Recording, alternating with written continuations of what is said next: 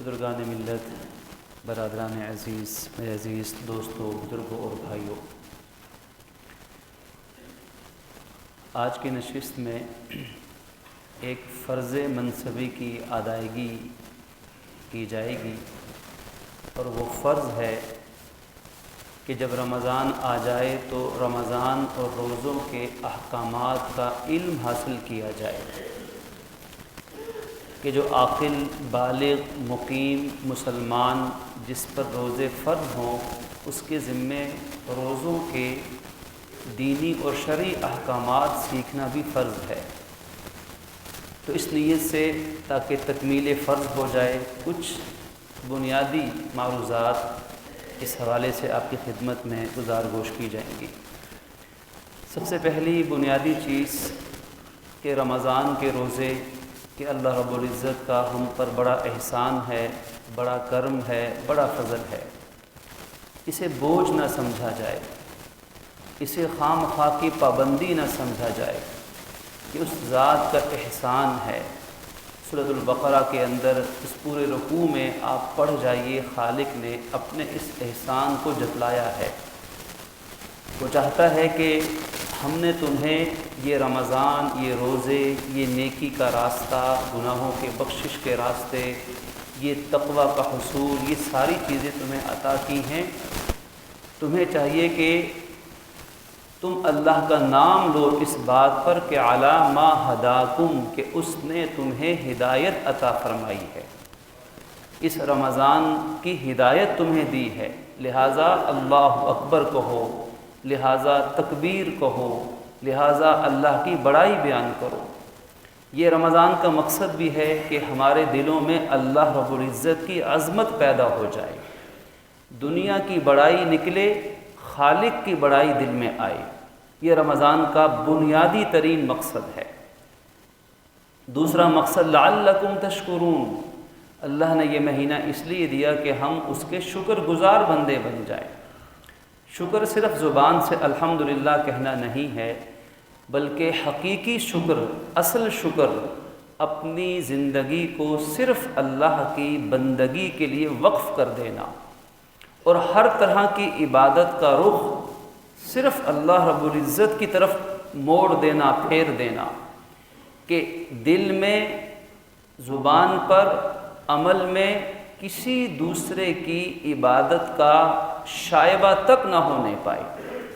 اسی لیے کسی نے کہا تھا کہ اوروں کی وہ تعظیم نہ کر ہو جس میں عبادت کا دھوکہ، اوروں کی وہ تعظیم نہ کر جو خاص خدا کا حصہ ہے، اوروں پہ اسے تقسیم نہ کر، کہ عبادت اور بندگی کا رخ صرف اللہ رب العزت کی طرف ہونا چاہیے۔ یہ اس رمضان کے فرضیت، رمضان کے روزے، ان عبادات کا ایک بنیادی مقصد ہے، اسی کا نام شکر گزاری ہے۔ اب شکر کے بے شمار فضائل ہیں، شکر کے بے شمار فوائد ہیں، اور تیسرا بنیادی مقصد جو بار بار عرض کیا جاتا ہے لعلکم تتقون، تاکہ تمہارے اندر تقوی پیدا ہو جائے۔ تقوی کیسے پیدا ہوگا؟ کہ روزے میں انسان کھانا پینا چھوڑ دیتا ہے، جائز تعلقات چھوڑ دیتا ہے، صرف اس لیے کہ میرا رب دیکھ رہا ہے۔ سب سے چھپ کر اگر وہ کچھ کھانا پینا چاہے تو دنیا کی کوئی طاقت روزے دار کو روک نہیں سکتی، سوائے ایک طاقت کے، سوائے اللہ عز و جل کی قدرت و طاقت کے، کہ اس کے دل میں یہ خیال بیٹھ جاتا ہے، وہ تو پھونک پھونک کر قدم رکھتا ہے، وہ تو وضو بھی کرتا ہے تو غرارہ نہیں کرتا، غسل فرض بھی کرنا پڑ جائے تو خالی کلی سے فرض ادا کرتا ہے، وہ تو باہر نکلتا ہے تو اس کے دل میں ہزاروں خیال آتے ہیں، کوئی گرد، کوئی مٹی، کوئی دھواں میرے حلق میں نہ چلا جائے۔ وہ تو پھونک پھونک کے قدم رکھتا ہے کہ جان بوجھ کر روزے میں کھانا پینا تو دور کی بات، وہ غلطی سے بھی حلق سے کچھ نیچے اترنے سے ہر وقت ڈرتا رہتا ہے۔ کیوں؟ کہ خالق کے علم میں تو آئے گا، خالق تو جانتا ہے، وہ تو دیکھ رہا ہے، وہ ناراض ہوگا، اس کی نافرمانی ہو جائے گی، اس کی عبادت چھوٹ جائے گی، مجھ سے محروم ہو جاؤں گا۔ یہ خیال ایک دن، 2 دن، پورا مہینہ جو رمضان کے روزے رکھتا ہے اس کا یقین بن جاتا ہے، جس کو تقوی کا خوبصورت لفظ قرآن دیتا ہے۔ تو اللہ کی بڑائی بیان کرنا، شکر گزاری کرنا، تقوی حاصل کرنا، یہ روزے کے 3 بنیادی مقصد ہیں۔ اور یہ کتنا مبارک مہینہ کہ شہر رمضان الذی انزل فیہ القرآن، اس میں اللہ نے اپنے آخری پیغمبر پر آخری کلام قرآن اسی مہینے کے اندر نازل فرمایا۔ اس کی ایک شب کو ہزاروں مہینوں سے خیر من الف شہر قرار دیا۔ فتحت ابواب السماء، جو ہی رمضان شروع ہوتا ہے آسمان کے رحمت کے دروازے کھول دیے جاتے ہیں۔ وغلقت ابواب جہنم، جہنم کے دروازے بند کر دیے جاتے ہیں۔ وسلسلت الشیاطین، اور سرکش شیاطین کو قید کر دیا جاتا ہے۔ قید کرنے کے مختلف معنی ہیں، صرف یہی ایک مطلب نہیں کہ شیطان کو فزیکلی اس کو جہنم میں یا قید خانے میں ڈالا جاتا ہے، اس کے مختلف معنی تفصیل طلب ہیں، لیکن تمام معنی کا ایک مطلب واضح ہے کہ شیطان انسانوں کو اس طرح گمراہ نہیں کر سکتا جیسے رمضان کے علاوہ کر سکتا ہے۔ اس کے اختیارات اور طاقت کو سکیڑ دیا جاتا ہے۔ یہی وجہ ہے کہ الحمدللہ امت مسلمہ اگر مسلمان اپنی خواہش نفس کا غلام نہ بنے تو اللہ کے فضل سے وہ رمضان میں گیا گزرا مسلمان بھی اپنے گناہوں کو چھوڑ کر نیکی کی طرف آنے کی کوشش کرتا ہے۔ فتحت ابواب الرحمہ، رحمت کے تمام دروازوں کو کھول دیا جاتا ہے۔ فتحت ابواب الجنہ، جنت کے بھی تمام دروازے کھول دیے جاتے ہیں، اور یہ کب تک کھلے رہتے ہیں؟ جب تک رمضان گزر نہیں جاتا۔ للہ اتقاء عند کل وقت، عند کل وقت کل فطر، کہ ہر وقت افطاری کے وقت اللہ تعالیٰ کے ہاں بے شمار لوگوں کو جہنم سے آزادی عطا کی جاتی ہے۔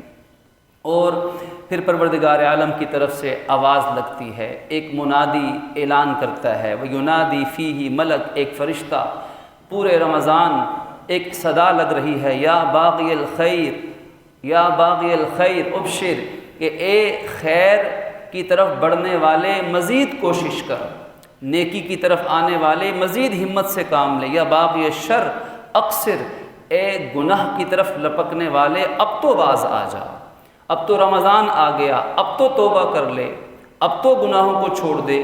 لکل عبد منہم دعوت مستجابہ، کہ ہر روزے دار کے لیے کم از کم ایک دعا پروردگار عالم تو اس کی ہر روز قبول فرماتا ہے۔ اور پھر جنت کے 8 دروازوں میں سے ایک دروازہ ایسا ہے، فیہا باب یسمی الریان، ایک دروازہ جس کا نام ریان ہے، لا یدخلہ الا الصائمون، اس دروازے سے صرف روزے دار جنت میں چلے جائیں گے۔ اور حدیث میں آتا ہے کہ جب روزے دار سارے جنت میں ریان سے چلے جائیں گے، اللہ ہمیں بھی اپنی رحمت سے شامل فرما دے، تو اس دروازے کو پھر ہمیشہ ہمیشہ کے لیے بند کر دیا جائے گا کہ روزے داروں کے سوا کسی کو باب الریان سے جانے کی اجازت نہ ہوگی۔ روایات میں آتا ہے کہ اللہ کے نبی صلی اللہ علیہ وسلم جب رمضان شروع ہوتا تغیر لونہ، اللہ کے نبی کا رنگ ہی تبدیل ہو جاتا۔ رمضان شروع ہوتا تو اللہ کے نبی ساری مصروفیات کو سمیٹ لیتے، حتیٰ کہ اپنے گھر والوں سے بھی علیحدگی اختیار کر لیتے، اپنی کمر کس لیتے اور سارا رمضان عبادت میں گزارتے۔ اور وَكَثُرَ الصَّلَاةُ، بہت زیادہ نمازیں ادا کرتے۔ ایک تو فرض نماز ہے، اس کے علاوہ تہجد کی نماز ہے، اوابین کی نماز ہے، چاشت کی نماز ہے، اشراق کی نماز ہے، اور 5 نمازوں کے ساتھ خاص طور پہ تراویح کی نماز ہے۔ کثر الصلاۃ، حضور کی عبادت نماز بہت بڑھ جاتی، وابتہل فی الدعاء، اور حضور دعا میں پہلے سے کئی گنا بڑھ کر زیادہ عاجزی انکساری اختیار کرتے۔ گریہ زاری کی دعائیں ہیں۔ آج امت پہ عجب وقت پڑا ہے، وقت دعا ہے۔ آج سحری میں، افطاری میں، جب روزہ لگ رہا ہو اس وقت میں، تہجد میں، نمازوں کے بعد، تراویح کے درمیان، یہ وہ اوقات ہیں کہ جن میں دعائیں یقیناً قبول ہی قبول ہیں۔ اور دعا کو حدیث میں مومن کا اسلحہ قرار دیا گیا۔ الدعاء مخ العبادہ، دعا عبادت کا مغز ہے، تمام عبادات کی جڑ اور بنیاد وہ دعا ہے۔ روزے کے اندر بھی دعا کا بڑا اہم حصہ ہے، تو ہم دعاؤں سے اللہ کی رحمت کو سمیٹ سکتے ہیں، لیکن دعا کیسی ہو؟ ایک رسمی دعا ہے، ایک دعا پڑھنا ہے اور ایک دعا مانگنا ہے۔ دعا نام ہے مانگنے کا، دعا کے لفظی معنی دل کی پکار کے ہیں، دل کی صدا کے ہیں، دل سے جو بات نکلتی ہے وہ اثر رکھتی ہے، چاہے اس کے پر نہ ہوں لیکن اللہ کی بارگاہ میں اڑ کے پہنچ جاتی ہے۔ اللہ کے نبی بھی ابتہل فی الدعاء، دعا میں خوب گریہ زاری کی جائے۔ اس لیے علماء نے لکھا ہے کہ جب آدمی دعا مانگے تو پوری توجہ اللہ رب العزت کی طرف ہو، دائیں بائیں کو چھوڑ دے سوچنا، اور یقین سے دعا مانگے، ہاتھ اٹھا کے دعا مانگے اور اپنی نگاہ کو جھکا کے دعا مانگے۔ پہلے اللہ کی حمد بیان کرے، پھر نبی پہ درود و سلام پڑھے، پھر جو مانگنا ہے وہ مانگے، آخر میں آمین کہہ دے تو دعا پر مہر لگ جائے گی، دعا پہ قبولیت کی مہر لگ جائے گی۔ اور جتنی آہوزاری ہوگی، اگر آنکھوں سے آنسو نہ نکلے تو کم از کم رونے والی شکل بنانا کسی بچے سے سیکھ لیا جائے کہ ایک بچہ جب اپنے ماں باپ سے بات منگوانا چاہتا ہے تو کیسے وہ رونے کی شکل بنا لیتا ہے۔ تو اگر بچہ ماں باپ کے سامنے رو کے اپنا مطالبہ پورا کروا سکتا ہے تو ایک بندہ مومن اپنے نبی کی سنت پہ عمل کر کے آہوزاری اور گریہ سے اپنے رب سے اپنے دنیا اور آخرت کے مسائل کا حل کیوں نہیں مانگ سکتا، جبکہ خالق کی طرف سے ہر رات رمضان کی رات میں اللہ کی طرف سے منادی اعلان کرتا ہے کوئی مانگنے والا کہ اسے عطا کروں، ہے کوئی بیمار کے شفا عطا کروں، ہے کوئی مصیبت میں پھنسا کہ مصیبت سے نکالوں، ہے کوئی حاجت مند کہ اس کی حاجت روا کر دوں۔ پروردگار عالم کی طرف سے یہ صدا لگ رہی ہے، ہر روز لگ رہی ہے۔ اگر ہم دل کی نگاہ سے دیکھیں، ایمان کے چشم سے دیکھیں تو ہمیں نظر آئے گا۔ اسی لیے اللہ کے نبی دعا میں آہوزاری کرتے۔ اللہ ہمیں خوب دعاؤں کی بھی توفیق عطا فرمائے، اور فرمایا کہ وَأَشْفَقَ مِنْهُ، اللہ کے نبی خوب عبادت میں پوری طرح اپنے آپ کو لگا دیتے۔ پہلا عشرہ گزرتا، عبادت پورے سال کی بنسبت زیادہ ہوتی، دوسرا عشرہ آتا، پہلے عشرے کی بنسبت عبادت اور زیادہ فرماتے، اور جب تیسرا اور آخری رمضان کا عشرہ آتا پھر تو آپ 24 گھنٹے کے لیے یعنی اعتکاف کی حالت میں مسجد میں اعتکاف فرما لیتے، ہمیشہ اعتکاف فرماتے۔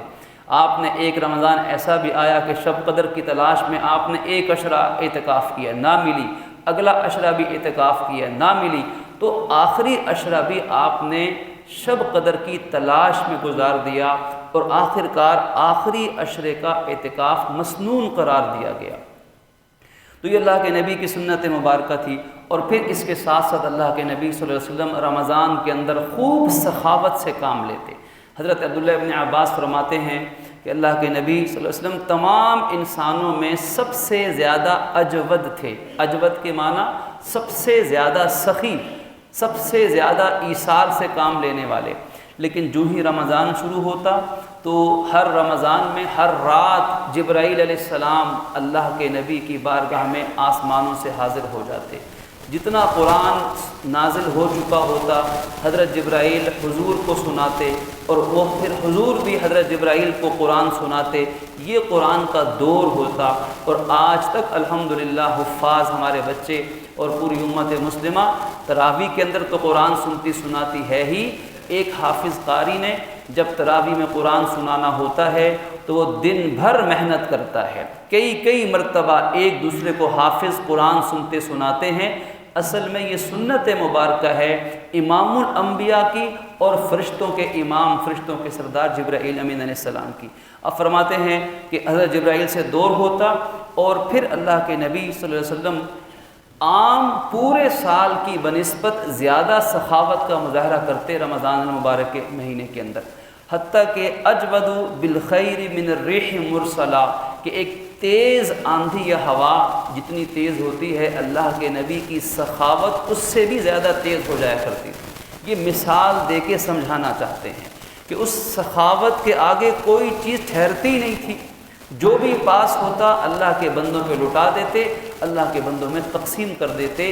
جیسے تیز ہوا چلتی ہے تو ہر چیز کو اڑا کے لے جاتی ہے، اللہ کے نبی کی سخاوت کو تیز ہوا سے تشبیہ دی گئی ہے۔ اب فرمایا کہ دیکھو سب سے بہترین صدقہ، عرض کیا کہ یا رسول اللہ فَأَيُّ الصَّدَقَةِ افضل، سب سے افضل صدقہ کون سا ہے؟ فرمایا صدقۃ فی رمضان، جو رمضان کے مہینے میں صدقہ کرتا ہے وہ صدقہ سب سے افضل صدقہ ہوا کرتا ہے۔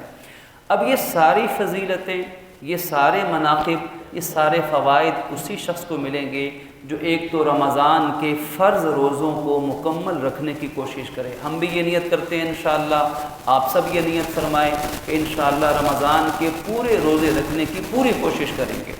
اور پھر اس رمضان کا احترام، نوافل پڑھنا بہت اچھی بات ہے، فرائض و واجبات کے ساتھ ساتھ جتنے نفل ہو جائیں کم ہیں، کیونکہ نفل کا ثواب فرضوں کی طرح ہے، لیکن یاد رکھنے کی بات ہے، مسئلے کی بات ہے کہ فرائض و واجبات پورا کرنے کے ساتھ ساتھ نوافل سے زیادہ اہم کام ایک اور ہے جس کی طرف عام طور پہ توجہ کم جاتی ہے۔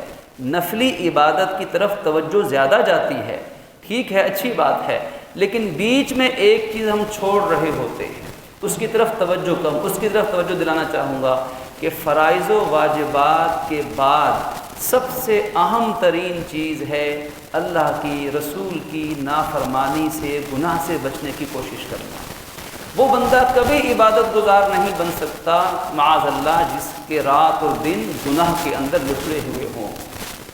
اور جو بندہ حلال کماتا ہے، حرام سے بچتا ہے، صلہ رحمی کرتا ہے، حقوق العباد غصب نہیں کرتا، اپنے نگاہ کی بھی حفاظت کرتا ہے اور اپنے بدن کی بھی حفاظت کرتا ہے کہ روزہ آنکھ کا ہے کہ حرام نہیں دیکھنا، روزہ کان کا بھی ہے گناہ نہیں سننا، روزہ زبان کا بھی ہے کہ گناہ نہیں بولنا، روزہ دماغ کا بھی ہے کہ گناہ نہیں سوچنا، روزہ ہاتھ کا بھی ہے کہ گناہ کی طرف نہیں بڑھے گا، روزہ پاؤں کا بھی ہے کہ گناہ کی طرف نہیں اٹھے گا۔ یہ کام فرائض و واجبات کی طرح نوافل کی بنسبت کئی گنا زیادہ اہم ہے۔ تو اس لیے رمضان کے مہینے کے تقدس کا خیال رکھنا، اس کا احترام کرنا، صبر سے، برداشت سے، اس لیے فرمایا کہ اگر کسی روزے دار سے کوئی شخص جھگڑنے لگ جائے، کوئی شخص گریبان پکڑ لے، غصے میں آ جائے، تو روزے دار کو چاہیے کہ کیا کرے، اس سے کہے کہ بھائی انا صائم، کہ میں تو روزے سے ہوں، میں تیری بات کا جواب، جھگڑے کا جواب جھگڑے سے دے ہی نہیں سکتا، میں تیری سختی کا جواب سختی سے نہیں دوں گا کیونکہ میں انا صائم، میں تو روزے کی حالت میں ہوں۔ تو یہ تمام مناقب اسی کو ملیں گے کہ جو روزہ رکھے بھی اور رمضان اور روزوں کے آداب کا بھی خیال رکھے۔ چند مسائل ہیں کہ روزہ کس پر کب لازم ہوتا ہے، تو یاد رکھنے کا مسئلہ ہے کہ ہر عاقل مسلمان، بالغ مسلمان، ایسا بچہ کہ جو بالغ ہو جائے، بیٹا یا بیٹی، بچی، اور جب بلوغت کی عمر کو پہنچ جائے یا بلوغت کی علامت ظاہر ہو جائے تو اس پر روزہ فرض ہو جاتا ہے۔ اور ایسا شخص جو مقیم ہو یعنی سفر کی حالت میں نہ ہو اور صحت مند ہو یعنی وہ روزہ رکھ سکتا ہو، تو اس پر رمضان کے روزے رکھنا، فمن شہد منکم الشہر فلیصم، رمضان کے روزے ایسے ہی فرض ہیں جیسے نماز فرض ہے۔ اور روزہ کب سے کب تک رکھا جاتا ہے، تو ظاہر ہے ہم جانتے ہیں کہ روزہ صبح صادق سے اذان فجر کے وقت سے لے کر غروب آفتاب تک، اتم الصیام الی اللیل، یہ پورا دن روزہ ہے، یعنی طلوع فجر، اذان فجر کا وقت مراد ہے۔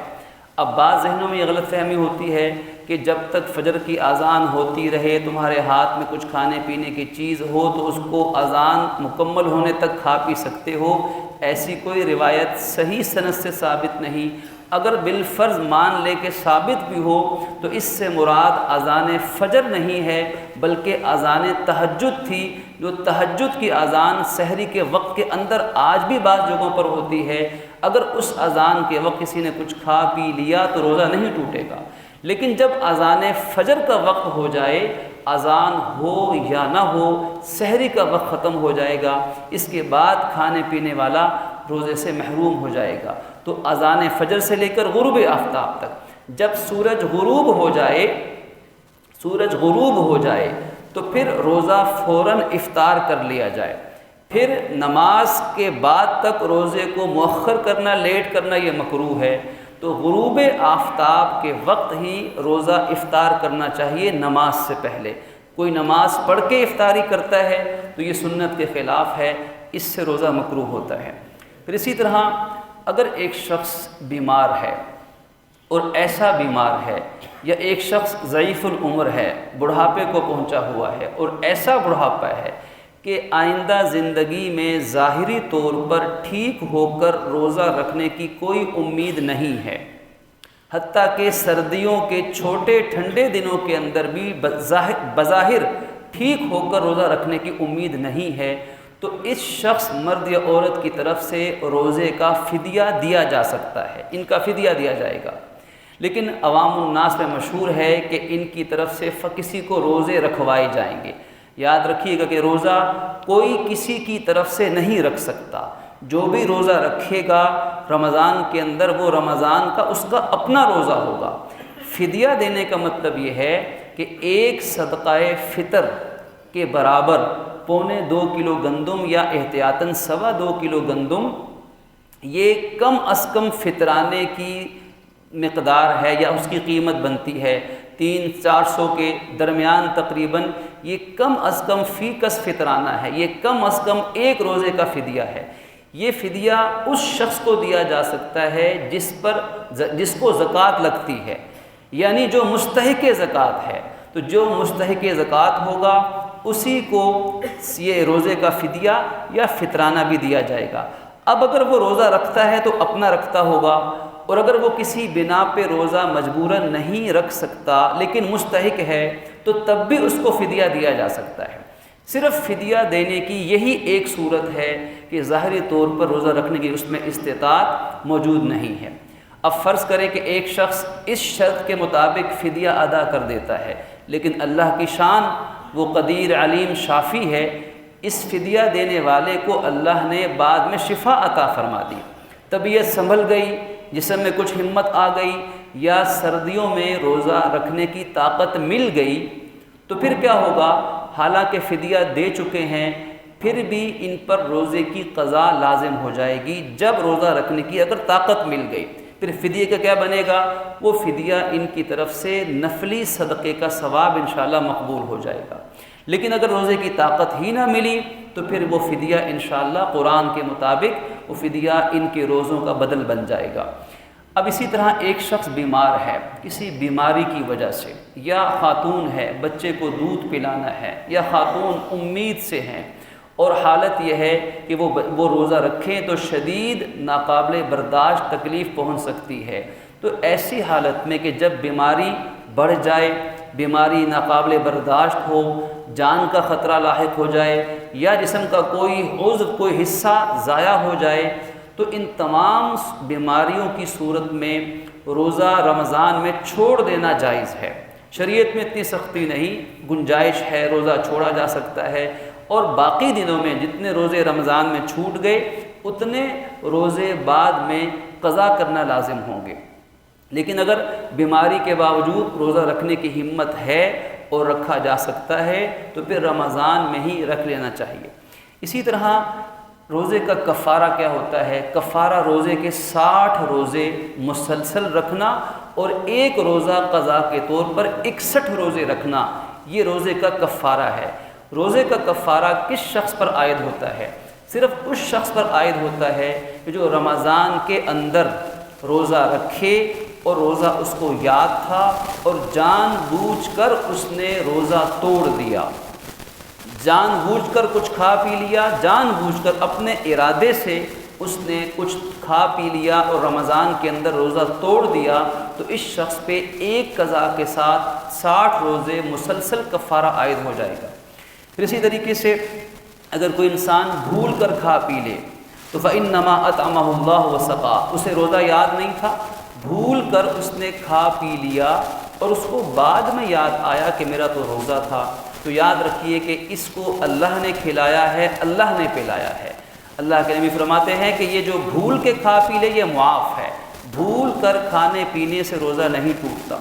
اسی طرح روزے کی حالت میں مسواک کرنے کو بعض لوگ معیوب سمجھتے ہیں، یہ مسئلہ بھی یاد رکھیے کہ روزے کی حالت میں مسواک کرنے کے بارے میں حدیث مبارک میں ہے من خیر خصال الصائم السواک، من خیر خصال الصائم یعنی روزے دار کی بہترین خوبیوں میں سے ایک خوبی مسواک کرنا بھی ہے۔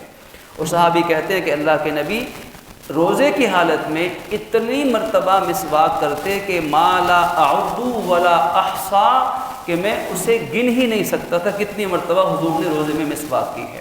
البتہ اگر مسواک ایسی ہو کہ جس کے اندر کوئی جو ہے وہ آرٹیفیشل فلیور، کوئی ذائقہ اس کے اندر ملا لیا گیا ہو، تو پھر ایسی مسواک جس میں جو ہے مصنوعی ذائقہ ڈالا گیا ہو وہ روزے میں نہیں کرنی چاہیے۔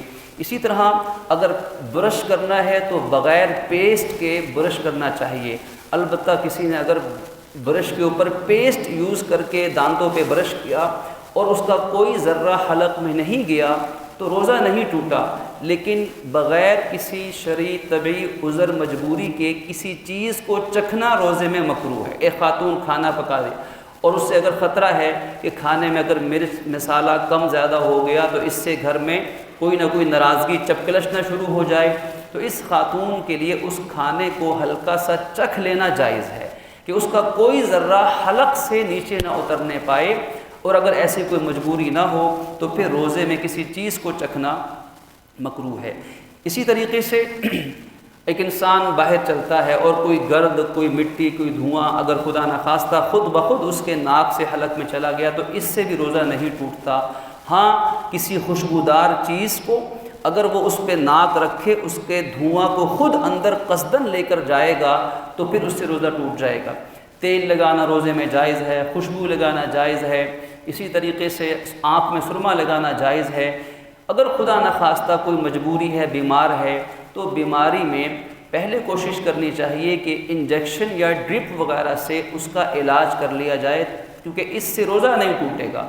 چاہے وہ ڈرپ یا انجیکشن اس کی رگ میں، وین میں لگے، چاہے گوشت میں لگے، بیماری کے علاج کے طور پر تو انجیکشن یا کوئی ڈرپ لگائی جا سکتی ہے، لیکن کمزوری کو دور کرنے کے لیے، بھوک اور پیاس کو مٹانے کے لیے، کوئی انرجی لینے کے لیے ڈرپ یا ان چیزوں کا استعمال نہیں ہو سکتا۔ یہ چند مسائل آپ کے سامنے عرض کیے گئے ہیں، مزید مسائل کو بھی علماء سے پوچھ لیا جائے، کیونکہ ان مسائل کا سیکھنا ہر اس مسلمان پر فرض ہے جس پر رمضان کا روزہ فرض ہے۔ اب دعا فرمائیے کہ اللہ رب العزت اس ماہ مبارک کے ہمیں صحیح معنی میں احترام کر کے اللہ اپنی مرضی کے مطابق اور نبی کی سنت کے مطابق ہمیں اس مبارک مہینے کو گزارنے کی توفیق عطا فرمائے۔ وآخر دعوانا ان الحمد للہ رب العالمین۔